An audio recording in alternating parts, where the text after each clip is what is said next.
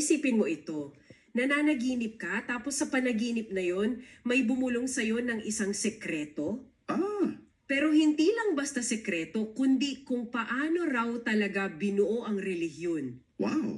Tapos paggising mo, may misyon ka na. Nakakalula, di ba? Grabe. Ito mismo yung sentro ng mga materyales na pinadala mo tungkol kay Narciso o Lalo. Isang faith healer na sinasabi niyang siya ang #1 instrument chosen by God.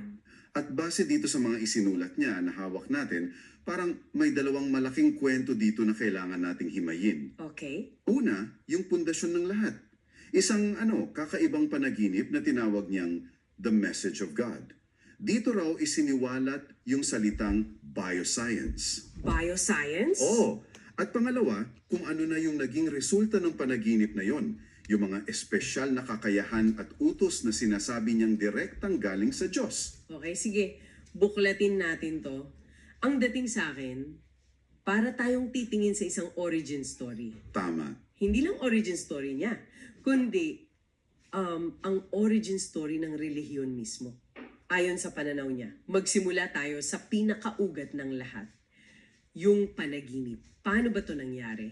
Okay. Ayon sa salaysay niya, simple lang daw yung esena. Nakaupo siya sa isang sulok, tapos ang paligid niya puno ng mga lumang gamit.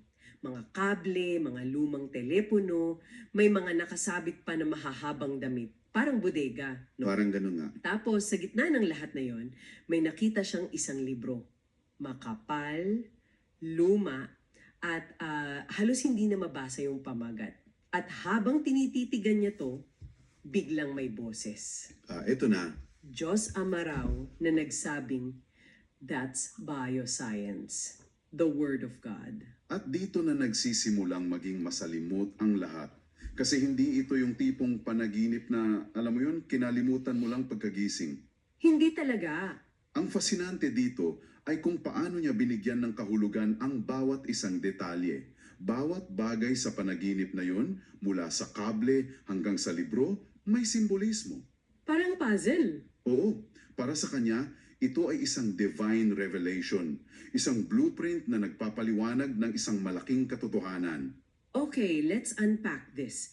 Kasi kung pagsasama-samahin natin yung mga simbolo, parang may binubuo siyang isang malaking larawan.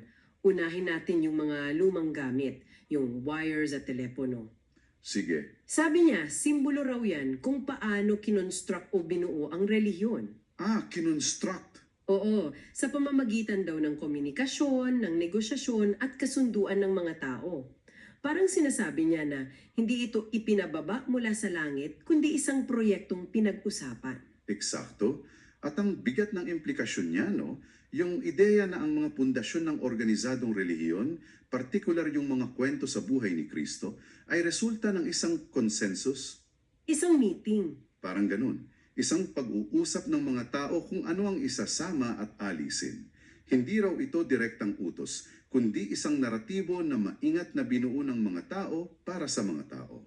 At parte raw ng construction na yan ay yung isa pang simbolo, yung mahabang kasuotan o long dress. Oo, nabasa ko yan. Sa panaginip, may lalaking dumampot nito at sinabing, we can use that. Ang interpretasyon niya rito, ito raw yung mga panlabas na anyo. Yung mga damit ng pare, mga ritual.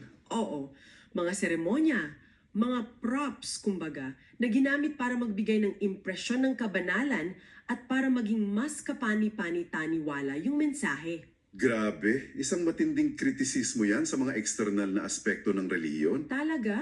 Dito niya ipinapakita yung pagkakaiba ng anyo sa esensya. At dito na pumapasok yung pinakasentro ng lahat, yung libro, ang librong Bioscience. Okay. Hindi raw ito tungkol sa biology na alam natin.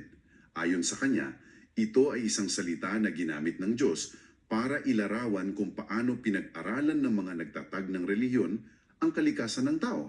Paanong kalikasan ng tao? Yung ating mga kahinaan, yung ugali natin, mga pangangailangan, para raw makontrol tayo. Sandali. So, ang bioscience sa kontekstong ito ay hindi pag-aaral ng buhay, kundi pag-aaral sa tao para sa layunin ng Manipulasyon. yun ang dating. Parang sinasabi niya na may science sa likod ng pagkontrol sa mga mananampalataya. Ginamit niya yung salitang scientific para bigyan ng bigat yung ideya na ito ay kalkulado at hindi lang basta espiritual na gabay. Tumpak! Ito ay psychology of control na binalot sa salitang science. At kung itong lahat ng simbolo ay mga piyesa sa isang puzzle, ang nagbubuklod sa lahat ay yung huling dalawa. Yung mga tali, Yung puti at itim na tali. Sa panaginip nakakita siya ng dalawang tali. May lumapit sa kanya, kinuha pareho, pero ang isinauli lang ay yung itim. Dito mo makikita ang buod ng buong mensahe niya. okay, at ito yung pinakamabigat para sa akin. Yung puting tali, sabi niya, simbolo ng katotohanan. Oo. Kinuha ito at hindi na ibinalik. Ang ibig sabihin daw niyan, ayon sa kanya, ay simple lang. Ang tunay na mensahe ng Diyos ay sadyang itinago sa mga tao, ipinagkait. At ang kapalit, yung itim na tali na gawa sa goma o rubber, simbolo raw ito ng mga maling turo at mga obligasyong panrelihiyon. Ah, yung mga dapat gawin. Oo, at may kasamang paalala yung nag-abot sa kanya. Do not forget the payment. Ayan na. Dito na niya direktang isinasampal ang ideya na ang relihiyon ay naging transaksyonal. At yung payment na yan, hindi siya nagpapaligoy-ligoy. Ito raw yung mga abuloy, donasyon, bayad sa binyag, kasal, Lahat ng financial obligations, no? oo, lahat. Pati yung material ng tali. Yung pagiging goma, may kahulugan. Ano raw yun? Sumisimbolo raw ito sa pagiging flexible ng mga patakaran ng simbahan, lalo na pagdating sa pera. Madaling i-stretch, madaling baguhin para sa kapakinabangan ng institusyon. I see. Halimbawa, tumataas daw ang mga bayarin. Yun daw ang pruweba ng pagiging flexible. So kung pagtatagni-tagniin natin, yung naratibo na binubuo niya ay ito. Ang reliyon ay isang sistema na binuo ng tao Gamit yung wires, na gumamit ng mga panlabas na anyo para mangakit. yung long dress, At ginamit ang bioscience para pag-aaralan at kontrolin ng mga tao. Sa prosesong ito, ang katotohanan, yung puting tali ay itinago at pinalitan ng mga turong may kaakibat na bayad. yung itim na tali, Grabe, no? Kung iisipin mo, hindi lang ito simpleng kritisismo. Ito ay isang kumpletong conspiracy theory, isang alternatibong kasaysayan ng pananampalataya. grabe, yan yung world-shattering revelation na sinasabi ko. Ngayon ang tanong, kung ikaw ang nakatanggap ng ganitong mensahe at sinabihan ka na ikaw ang #OneInstrument, anong gagawin mo? Call to action talaga? Oo, hindi yan basta impormasyon lang. At dito na nga tayo dadalhin ng mga materyales mo sa susunod na kabanata. Ang kanyang misyon, At makikita mo talaga ang direktang koneksyon kung ang problema na inilahad sa panaginip ay yung itim na tali ng pagbabayad. yung solusyon, dapat doon din nakaangkla. Eksakto. Ang unang solusyon na ibinigay sa kanya ay direktang sumasagot doon. Tama. At ito yung una sa 3 kapangyarihan o utos na ibinigay daw sa kanya, ang magpagaling at mangaral ng walang bayad. At napakalinaw ng utos sa kanya. Babasahin ko mismo mula sa source. No money should be collected without charge, even a single cent. It should be absolutely free. Direkta. Para siyang nag-aalok ng antithesis sa itim na tali. Kung ang sistema ay may bayad, ang misyon niya ay dapat libre. Isa itong pagtatangka na ibalik ang serbisyong espiritual sa isang formang walang material na kapalit. Pero binibiyan din niya na ang paggaling ay hindi galing sa kanya. Kanino raw? Nakadepende raw ito sa pananampalataya ng tao sa kanya bilang instrumento at kay Hesukristo bilang pinagmumulan ng lahat ng kapangyarihan. Okay, so yung unang kapangyarihan ay direktang kontra sa itim na tali. Pero ang pagpapagaling ng libre, yan ay isang bagay. Paano niya itatatag yung mas malalim na otoridad? Dito na pumapasok yung pangalawa. Ito yung power of mind. Oo, at para sa akin, mas kahanga-hanga pa to.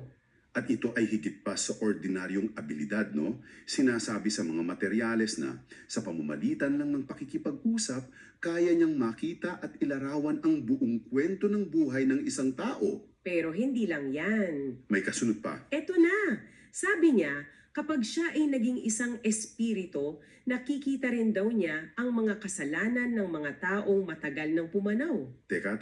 Oo, hindi lang buhay ng mga kaharap niya, kundi kasalanan ng mga patay. Ang laking pag-angat niyan sa otoridad mula sa pagiging psychic, parang divine judge na siya. Dito na pumapasok ang elemento ng pagiging mistiko. Ang kakayahang ito ay nagbibigay sa kanya ng isang uri ng otoridad na hindi basta-basta makukuha yung otoridad na makita ang mga bagay na lingid sa kaalaman nating lahat. Pati mga lihim ng mga yumao. Oo, parang sinasabi niya, may access ako sa impormasyong wala kayo. At para kumpletuhin yung credentials niya bilang isang sugo, andyan yung pangatlo na siyang classic na katangian ng isang propeta. Ang magpropesya. Ang kakayahang foresee an event. May isang partikular na halimbawa sa mga dokumento mo, di ba? Oo, sinasabi doon na nahulaan daw niya ang isang tsunami na tumama sa Australia at sa iba pang mga rehiyon. Wow! Ang kapangyarihang ito ang nagpapatibay sa kanyang posisyon bilang tagapagdala ng mensahe mula sa itaas, isang tagapagbigay babala. So kung titingnan natin yung tatlong kapangyarihan na to, pagbamot ng libre, pagbasa sa buhay at kasalanan ng mga patay, at paghula sa hinaharap, para itong kumpletong resume. Kumbaga, Ito yung mga ebidensya niya para sabihing ako nga ang sugo. Bawat isa may layunin. Yung una, para itama ang sistema ng pagbabayad. Yung pangalawa, para magbigay ng personal na gabay.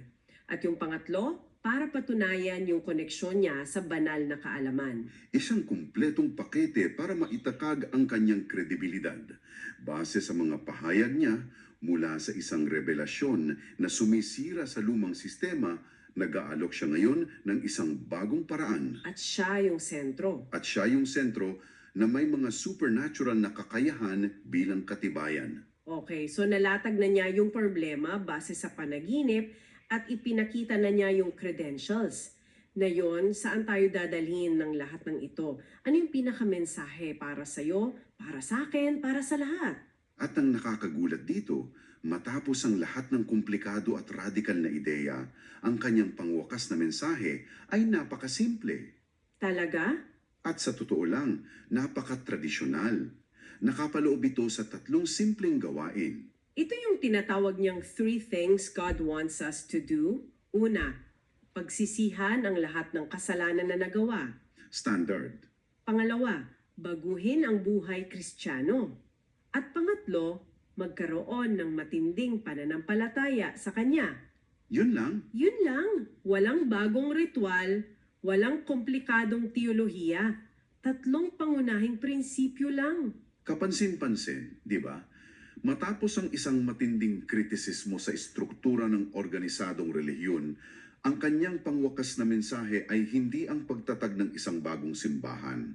Hindi. Sa halip, ito ay isang panawagan para sa isang personal at panloob na pagbabago. Isang pagbabalik sa mga pinakapangunahing aral ng Kristyanismo. Repentance, renewal, and faith. Ganon na nga, Para bang sinasabi niya na, okay, sirain natin ang pagkaunawa ninyo sa sistema, pero ang solusyon ay hindi isa pang sistema, kundi ang pagbabago na magmumula sa loob ninyo. tama.